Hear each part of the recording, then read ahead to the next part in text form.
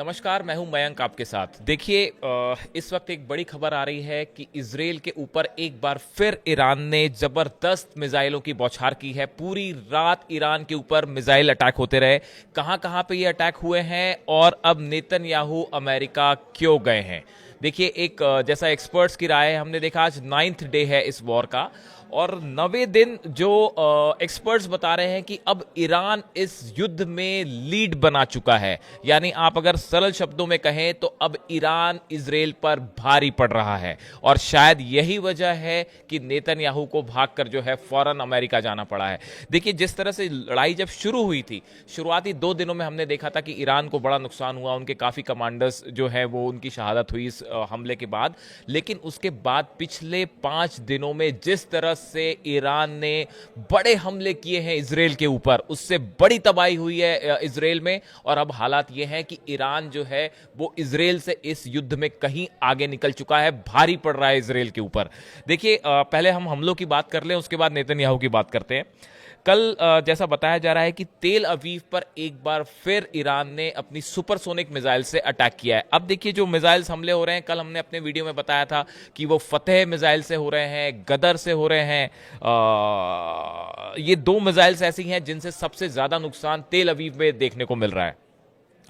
इसके अलावा देखिए आईडीएफ की तरफ से कहा गया है कि जो इजराइल का अजोर शहर है, वहां पे करीब 20 बैलिस्टिक मिसाइल से हमला किया है ईरान ने पिछले 24 घंटे के अंदर। और इससे इस शहर में जो है बड़ी तबाही हुई है। और एक बड़ी गौर करने वाली बात जो निकल के सामने आई है वो ये है कि ऐसा आईडीएफ का, इजरायली सेना का कहना है कि ईरान की तरफ से जो मिसाइल्स अजोर पर गिरी हैं, इनमें जो वॉरहेड्स थे ये क्लस्टर बम की तरह थे। मतलब ये कह रही हैं इजराइल की फोर्सेस ये कह रही है कि अजोर में जो बड़ा नुकसान हुआ है इजराइल को ईरान की मिसाइल से, उसकी एक बड़ी वजह ये थी कि जो मिसाइल थी उस मिसाइल के ऊपर क्लस्टर बम को वॉरहेड की तरह लगाया गया था। अब ये क्लस्टर बम क्या होता है आपको ये समझना पड़ेगा कि कैसे इससे नुकसान होता है। कि अगर आपने किसी मिसाइल के ऊपर या किसी ड्रोन से अगर क्लस्टर बम लॉन्च कर दिया, एक क्लस्टर बम के अंदर एक बड़ा सा बम, आप आसान भाषा में समझिए, उसमें कई छोटे छोटे बम होते हैं जिनकी संख्या 100 तक हो सकती है। और जमीन से कुछ ही ऊपर जैसे ही ये मिसाइल ब्लास्ट करता है, ये छोटे छोटे बम अलग दिशा में जाके ब्लास्ट करते हैं। और कई बार तो ये होता है कि ये बम फटते नहीं है और कई दिनों तक जमीन में दबे रहेंगे और कई दिनों बाद इसमें ब्लास्ट हो जाएगा, इसलिए इनको ढूंढ के निकालना भी मुश्किल होता है। आईडीएफ की तरफ से कहा गया है कि अजोर में जो ब्लास्ट हुआ उसमें करीब 8 किलोमीटर के दायरे में ये क्लस्टर बम्स से अटैक किया है ईरान ने।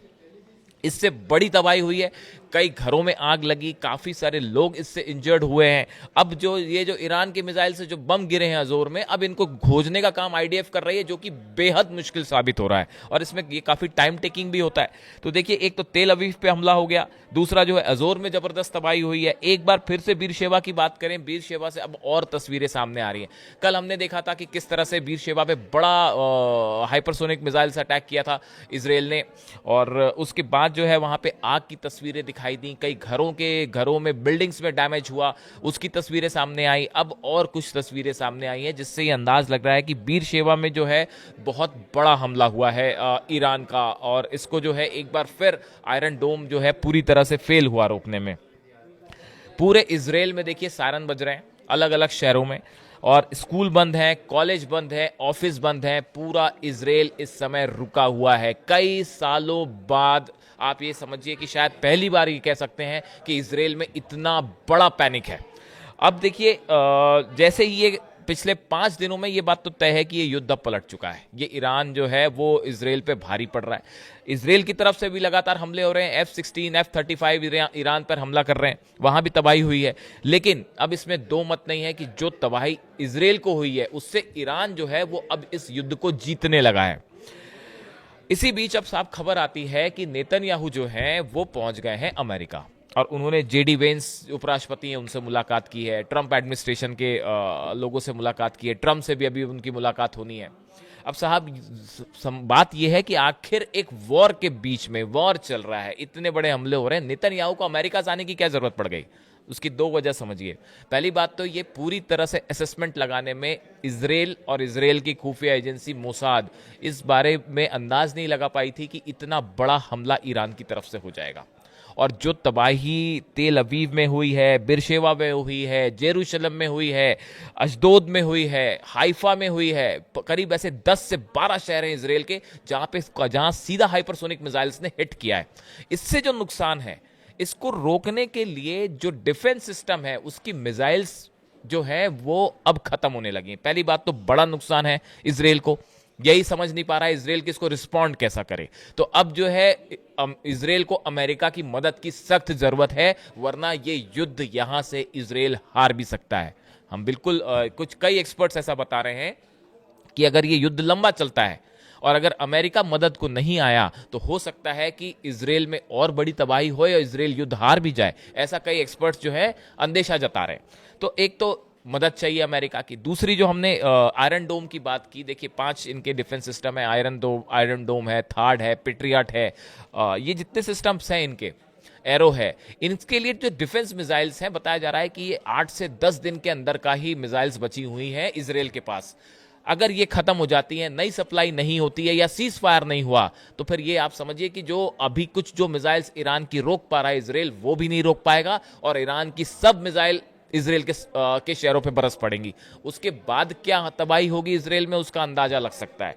तो अब देखिए फिलहाल जो हालात है उसमें अमेरिका की मदद की जरूरत है, इसलिए नेतन्याहू मदद मांगने के लिए इसराइल गए, अमेरिका गए, इसमें कोई शक नहीं। इसी बीच देखिए ट्रंप का एक बयान आया है, जो फोर्डो न्यूक्लियर प्लांट है, जमीन से काफी नीचे है, उसको अटैक करने में जो है बड़ी मुश्किल है। इसमें देखिए ट्रंप ने कहा है इजराइल के पास बहुत सीमित क्षमता है, वे थोड़ा बहुत नुकसान पहुंचा सकते हैं लेकिन बहुत गहराई तक नहीं जा सकते, उनके पास वह तकनीक नहीं है। अब ट्रंप खुद ये स्वीकार कर रहे हैं कि इसराइल जो है वो फोर्डो जो न्यूक्लियर प्लांट है उसको क्षति नहीं पहुंचा सकता। यानी इसराइल की कमी तो अब खुद ट्रंप स्वीकार कर रहे हैं, खुद ही बता रहे हैं कि भाई इसराइल जो है फोर्डो को नुकसान नहीं पहुंचा सकता। इसी बीच उन्होंने ये भी कहा है कि जब कोई इस युद्ध में इंटरफेरेंस वो करेंगे नहीं करेंगे, ये थोड़ा सा टाइम लेंगे वो डिसाइड करने में कि क्या करना है। तो सीधी मदद इसराइल की करनी है नहीं करनी है, इसमें थोड़ा टाइम लगेगा, लेकिन वो टाइम जो लग रहा है उस बीच तो इसराइल को जबरदस्त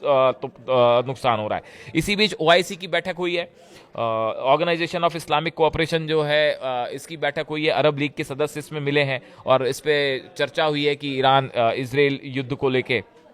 और इसी बीच देखिए अब्बास अराक्ची जो विदेश मंत्री हैं ईरान के, इनका बयान आया है, इन्होंने कहा है कि भाई युद्ध के बीच तो बातचीत नहीं हो सकती, आप इसराइल पहले हमला रोके उसके बाद ही किसी तरह की बातचीत होगी। और उन्होंने ये भी कहा है कि ईरान अब अमेरिका पे कतई भरोसा नहीं करेगा और जो टॉक्स के जरिए किया गया उसने एक प्रकार से कूटनीति की आड़ में ईरान को धोखा दिया गया।